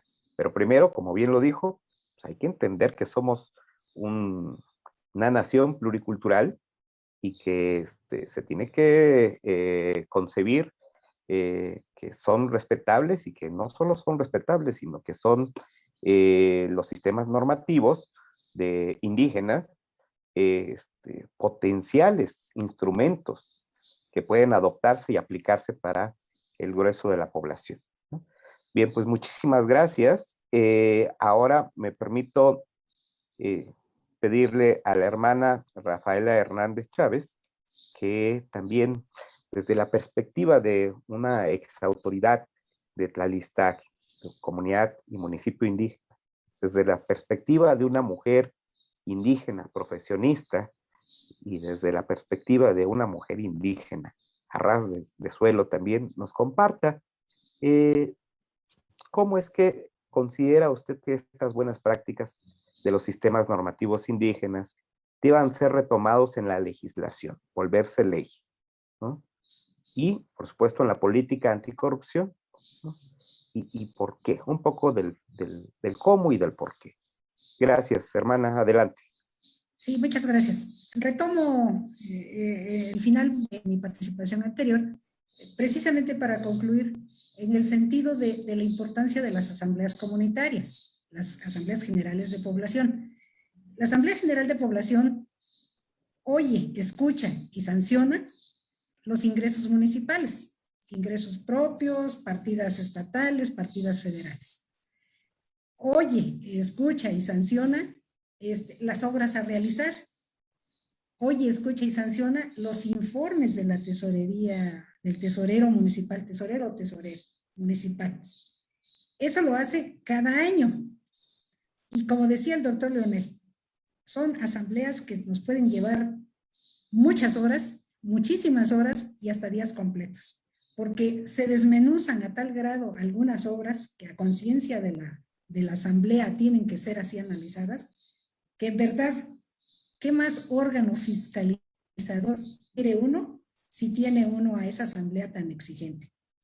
Tenemos por otro lado la cuestión de existen los comités municipales de desarrollo, que se conforman con todos los presidentes de los distintos comités de la comunidad, quienes priorizan sus obras, investigan, hacen sus asambleas de barrio, de escuelas, de comités, enlistan sus obras, priorizan sus obras y las llevan al seno del Comité Municipal de Desarrollo.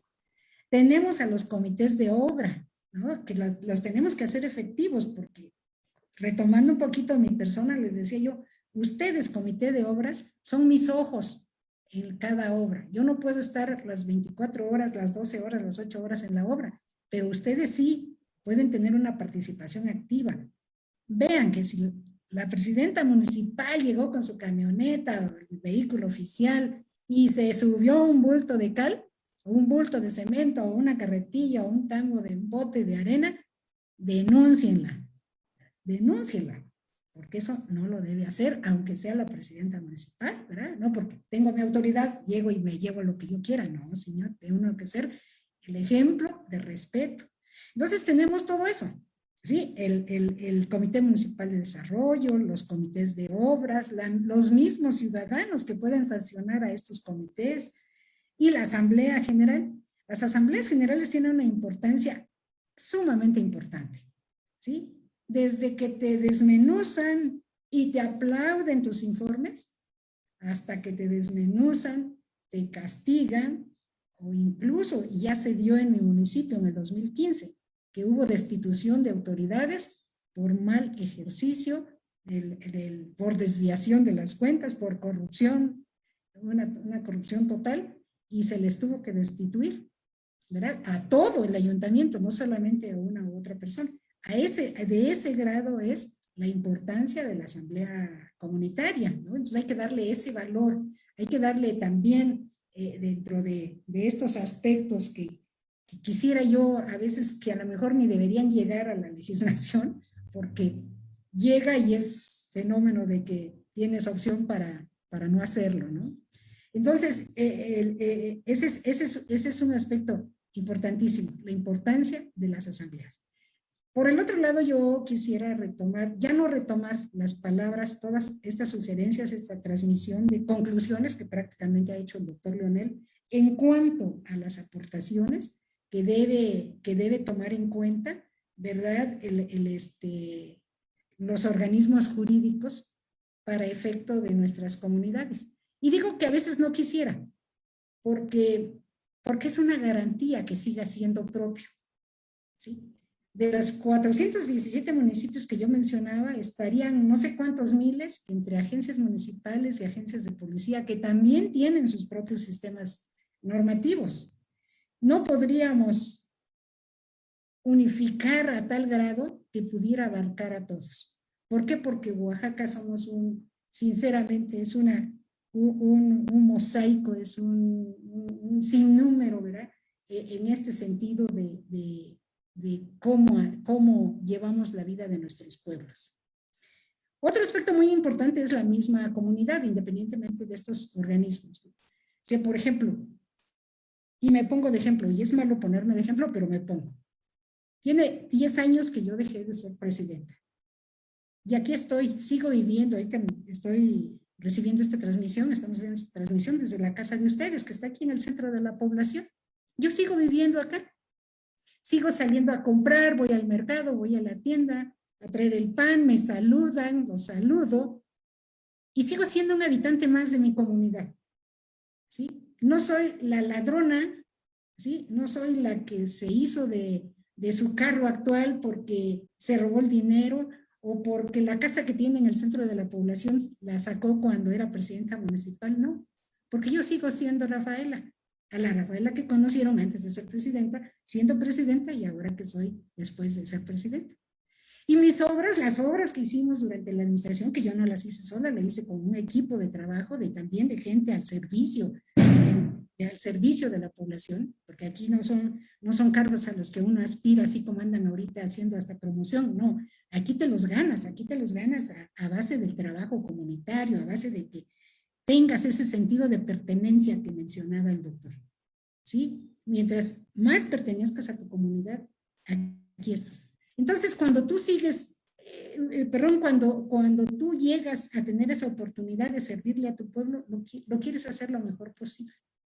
Y en las obras, por ejemplo, las obras municipales, tanto físicas como sociales que hicimos en esa administración ya hace casi 10 años, ahí están, ¿verdad? Y son el orgullo de nuestras familias. Y la gente dice, el tal obra fue parte del trabajo que hizo fulana de tal, o que encabezó fulana de tal, o que hicieron en ese periodo, o que hicieron, y ahí están. Las físicas no se ha caído ninguna, incluso con los terremotos que hemos tenido. Y las sociales cada vez se han acrecentado. ¿Por qué? Porque se sentaron buenas bases. Entonces, estos son los aspectos que por una parte sí podríamos diseñar algunos mecanismos para que nos los consideren dentro de la legislación, pero por otra parte yo creo que siguen siendo materia y tendrán que ser respetados con nuestra propia autonomía, porque efectivamente señalaba el doctor Leonel, llega todo ya catalogado para las obras que vas a realizar. Dicen, este dinero va a servir para tal cosa y no te puedes hacer de él. Yo pude haber hecho mucho en obras, en cuencas de captación de aguas pluviales, pero no tuve forma de manejar ese recurso. Entonces, eso es muy cierto. Habrá que dejarnos cierta libertad. Qué bueno que ya empezamos a tocar estos puntos. Yo los empecé a tocar hace 10 años y me daba los grandes pleitos con los secretarios y los subsecretarios de cada rama con la que tenía que hablar, porque casi no entendían nuestro lenguaje. Qué bueno que ahora somos más. Me da mucho gusto y les agradezco infinitamente mi participación con ustedes. Gracias. Muchísimas gracias, maestra Rafaela. Nos deja, la verdad, con mucha esperanza, muchos ánimos de continuar y de sumar ante estos actos, ¿no? Para enfrentar la corrupción. Lo que nos comenta, lo que nos platica sobre cómo ejercer, llegar a un cargo en nuestras comunidades, en nuestros pueblos, pues se lo tienen que ganar por empezar. No como en la actualidad, que es prácticamente de imposición. Aquí, el que quiere ocupar un cargo es que se lo tiene que ganar, y eso es muy importante, y eso es algo que debemos replicar en nuestras comunidades para que estas políticas o estos sistemas pues no siga siendo excluyente. Y como menciona que las asambleas siendo un órgano fiscalizador, y sí, es cierto, varias comunidades se practican a través de los sistemas de cargos, los comités, los patronatos, para rendirle cuentas a la comunidad, justamente para el buen uso y la administración del recurso que llega a las comunidades.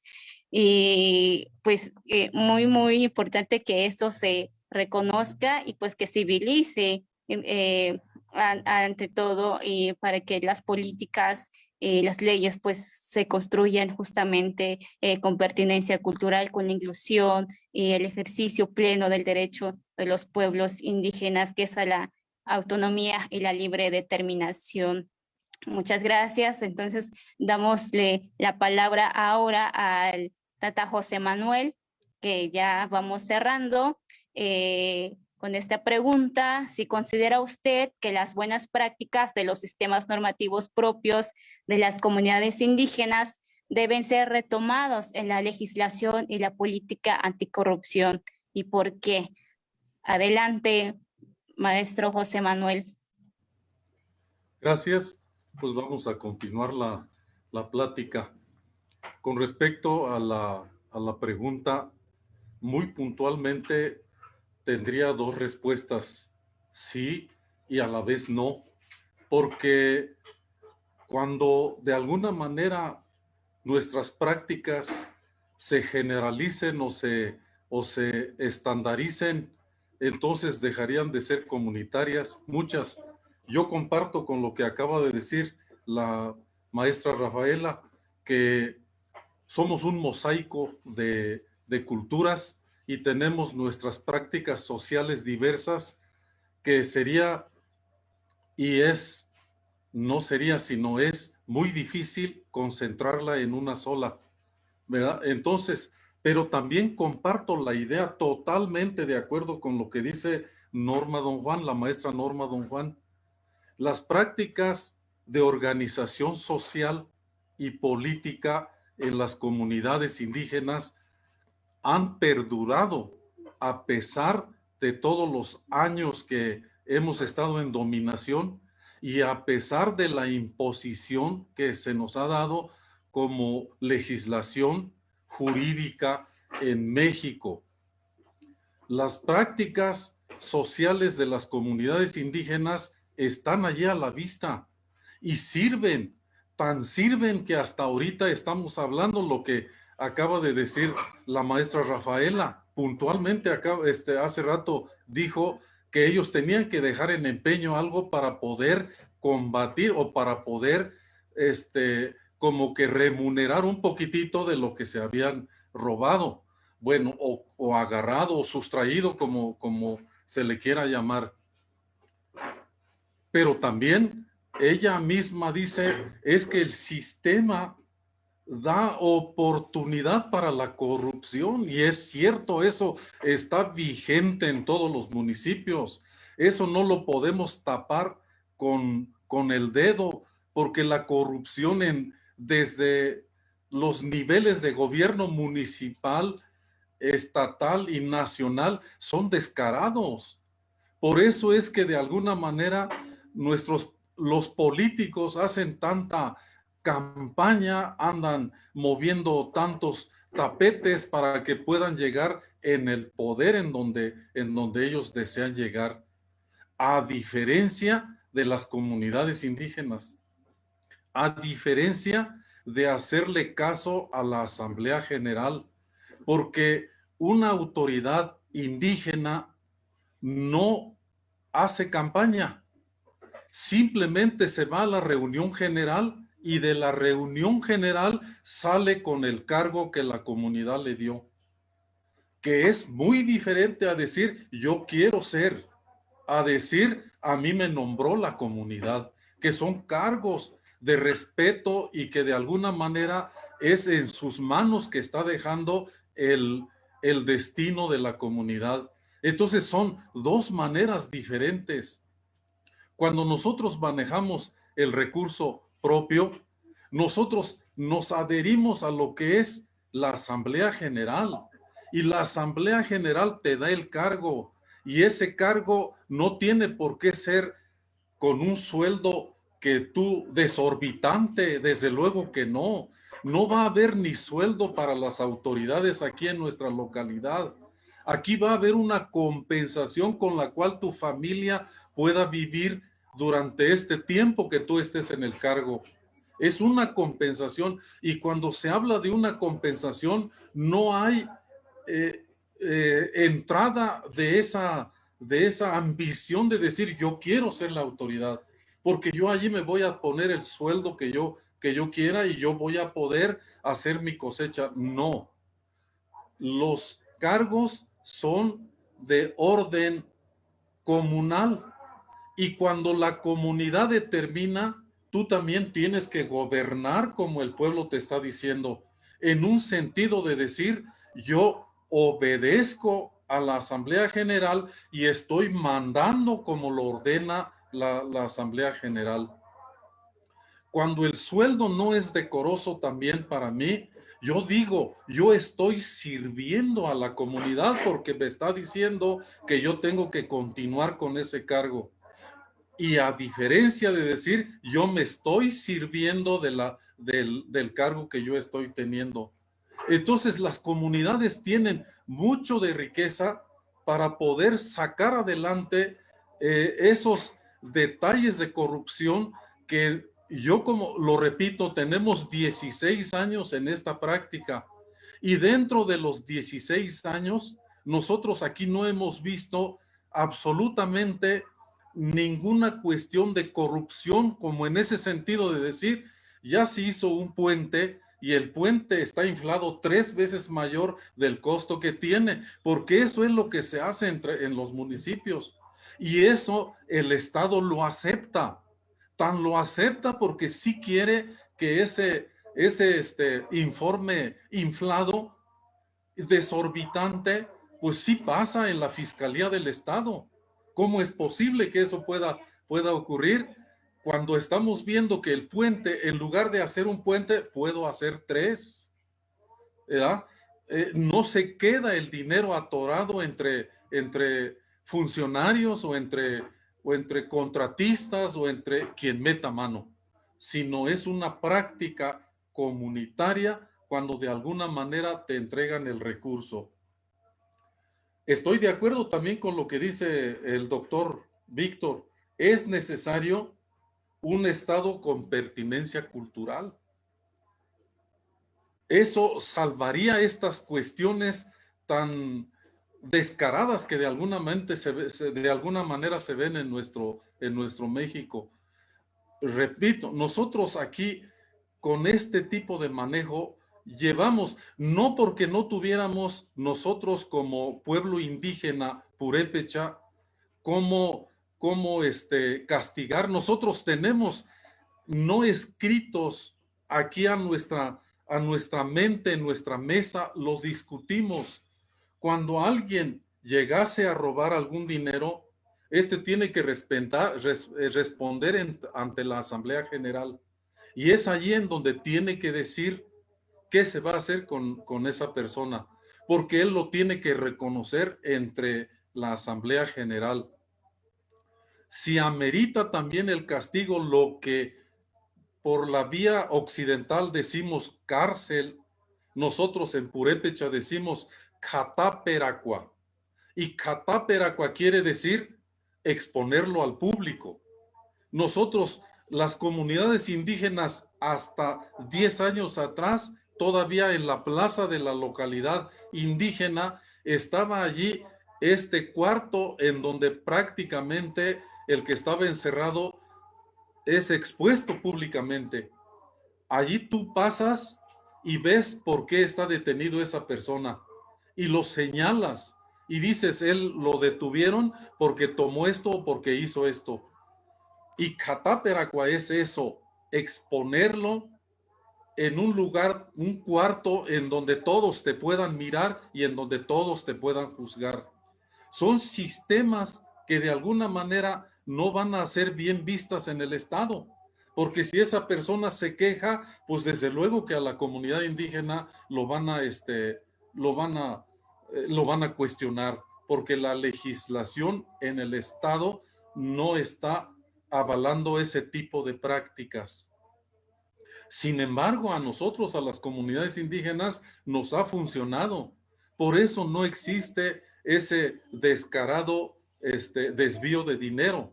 Por eso tenemos esa conformación de comunidad que quiere decir todos en común. En este sentido, sería muy difícil que nosotros pudiéramos hacer un análisis y hacer una sola ley en todo nuestro México. Debería de haber a lo mejor muchas cartas magnas, ¿verdad? Que pudiera ser para el pueblo purépecha, para el pueblo otomí, y algunas coincidencias y algunas que no coinciden con este tipo de sanciones que tenemos. Yo agradezco mucho la invitación, he aprendido mucho, agradezco a Rafaela, a Norma, al doctor Víctor y a ustedes que hicieron el favor de invitarnos. Espero no sea la última vez ni la primera. Yo con todo gusto y los comuneros de nuestra comunidad, si no soy yo es otro, pero estamos al tanto para poder hacer este tipo de pláticas. Muchas gracias. Dios me llame, Tata Manuel Acatal, gracias a usted por compartir esta perspectiva y reflexionar también respecto a los retos que implica el posiblemente, ahora sí que retomar lo positivo que se realiza dentro de los pueblos y comunidades indígenas, ¿no? Para implementarlos dentro de las políticas estatales, que entiendo que es precisamente esto lo que plantea, que de la política nacional en las políticas estatales se adopte lo que sea pertinente de acuerdo a cada una de las regiones, y usted va un paso más allá y dice, dependiendo de cada uno de los pueblos que existen en esa jurisprudencia de la Constitución de cada uno de los estados libres y soberanos de nuestro país.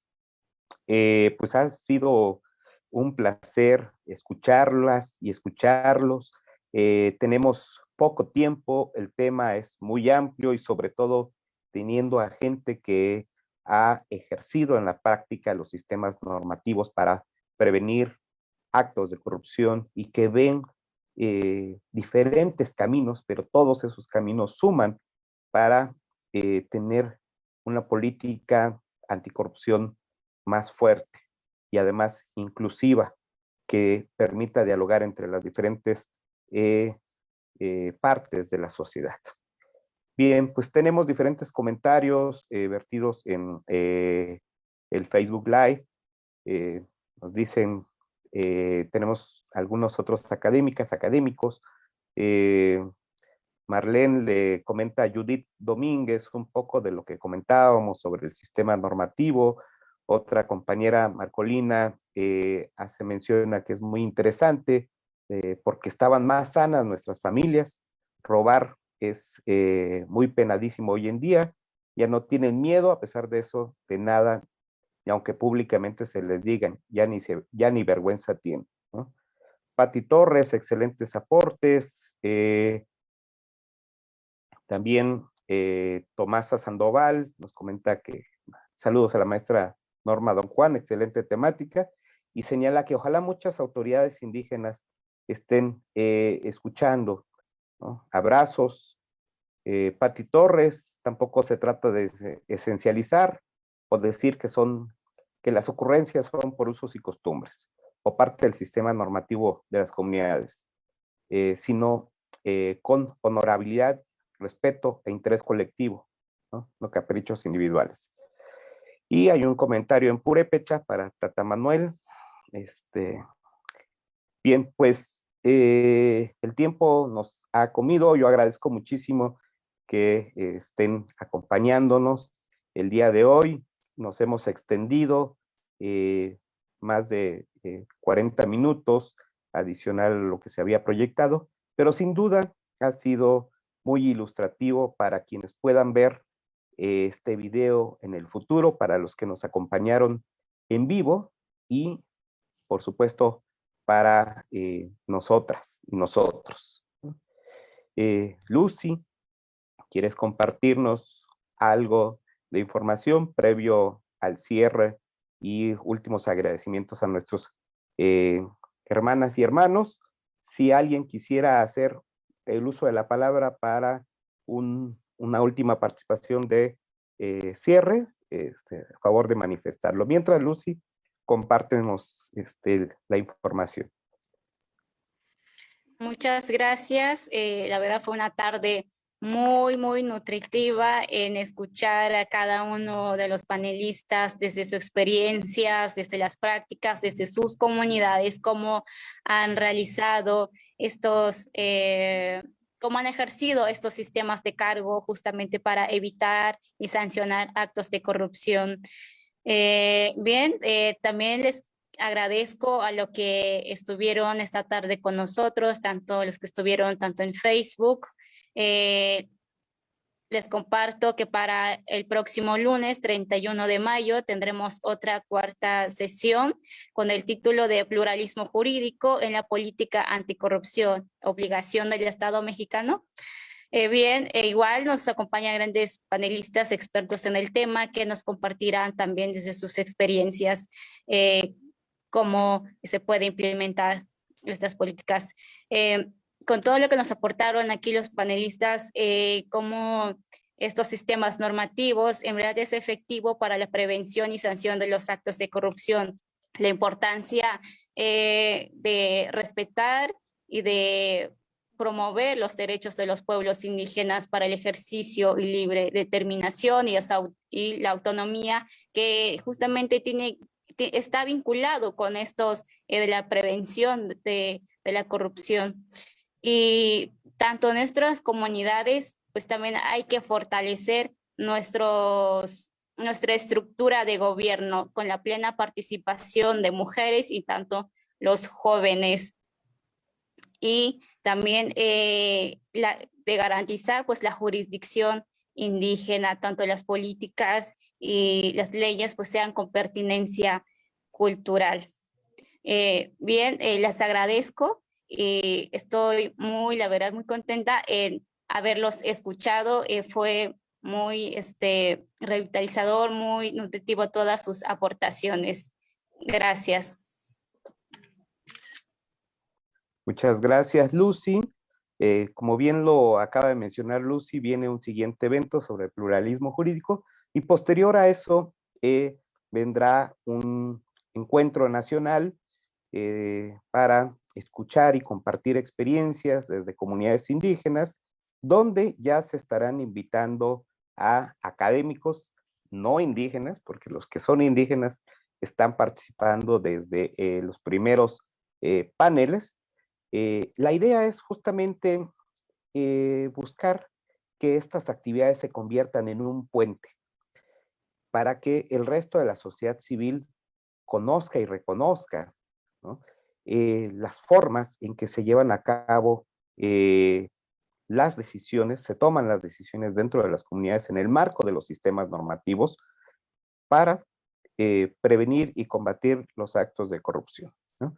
Seguramente en el encuentro nacional tendremos ese mosaico, tendremos presente ese mosaico del que hablaba, ¿no? Y a partir de ahí, justamente, iniciar un diálogo también con las diferentes instituciones. Hoy tenemos la gran ventaja de que el Instituto Nacional de los Pueblos Indígenas está impulsando una serie de reformas constitucionales y legales en el marco de los derechos de los pueblos y comunidades indígenas y las comunidades afromexicanas, que es precisamente de lo que hablaba el doctor Víctor Leonel. El que se den estas reformas va a ser básicamente el andamiaje para que podamos construir un buen puente.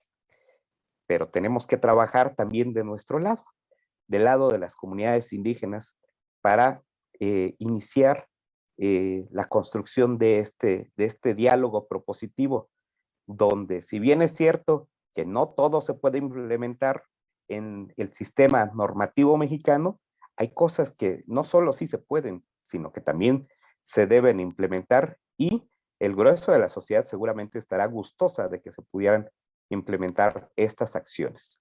Acciones como el principio de la transparencia proactiva, que ahora muy difícilmente las instituciones y más aún los funcionarios llevan a cabo, ¿no? Sin embargo, ya nos compartieron algunos ejemplos de cómo en las comunidades se lleva a cabo este proceso y a partir de ahí hay una vigilancia de toda la comunidad y se construye la comunalidad. Pues bien, ha sido sumamente enriquecedor, hemos robado muchísimo tiempo por parte de ustedes, pero seguramente muchas y muchos lo estaremos agradeciendo. ¿Alguien más que quisiera tomar la palabra para ir perfilándonos al cierre de este evento tan maravilloso? Adelante, hermana Rafaela.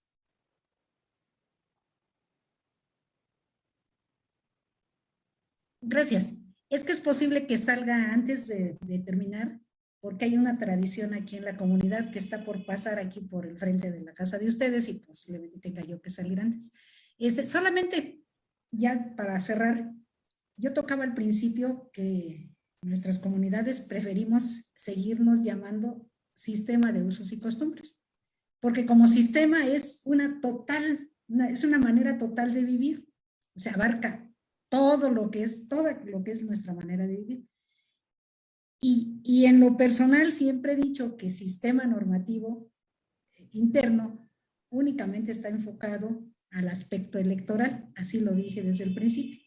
Bueno, qué bueno que en el transcurso del desarrollo de este tema, de este ejercicio, hemos tocado que hay puntos importantísimos que son parte de nuestra manera total y que habrá que incluirlos para que se nos respete. Gracias. Muchas gracias, hermana Rafaela. Gracias. ¿Alguien más que quisiera tomar la palabra? Bien, pues nuevamente agradecer, ya tomamos la foto de grupo y los invitamos a estos eventos que estaremos compartiendo más información en el futuro y desde luego, perdón, hermana Norma, no sé si usted iba a tomar la palabra. Sí, solo brevemente agradecer estas iniciativas, porque creo que son temas que es importante que estemos reflexionando. Como decía nuestra querida compañera Pati Torres, no se trata de ser esencialistas, ni de decir que en las comunidades y pueblos, por ser indígenas, somos ángeles llenos de virtudes, somos personas. Y pues claro, todo es mejorable, todo puede irse fortaleciendo, ¿no? Pero creo que justo es mirarnos con ese respeto y reconocernos a nosotros mismos primero, ¿no? Con todas nuestras capacidades y cómo dialogamos, ¿no? Con todo lo que se está construyendo desde afuera de nuestras comunidades. Y cómo podemos hacer para que no se pierdan esos principios que son los que están rigiendo nuestras comunidades. Entonces, pero tiene que ser algo de ida y vuelta, ¿no? Creo que desde las comunidades y los pueblos hemos estado abiertos a recibir, a escuchar, a tratar de entender, pero no hemos tenido esa misma recepción, ¿no? Y creo que es a lo que llamamos la atención, a que también se nos reconozca como interlocutores, como sujetos de derechos y que podemos aportar, como decía, a resolver este gran problema nacional que es la corrupción. Entonces, no quiere decir hacer copias de lo que se hace en la otra comunidad, sino cómo retomamos algunas prácticas, ¿no? Y las vamos adecuando a nuestras propias formas de hacer gobierno. Entonces, solo quería comentar eso y agradecer a todo el equipo de Quintiltilic, pues esta gran oportunidad. Tlazocamati mía, muchas gracias y un abrazo. Gracias, hermana Norma. Pues bien, hermanos, ya no les robamos más tiempo. Y ahora sí, pues los esperamos próximamente, les haremos llegar la información y les pedimos también que en la medida de lo posible difundan este evento que quedó grabado en la nube, tanto en el Facebook como en YouTube, y pues seguiremos en contacto y seguramente aprendiendo mucho de ustedes. Un abrazo, que estén muy bien, Acatalesh, Apetzanilesh. Gracias, buena tarde a todas, a todos. Noche. Noche. Jacotolik. Ichos Patilawantonik. Acatalesh. Hasta luego. Sí.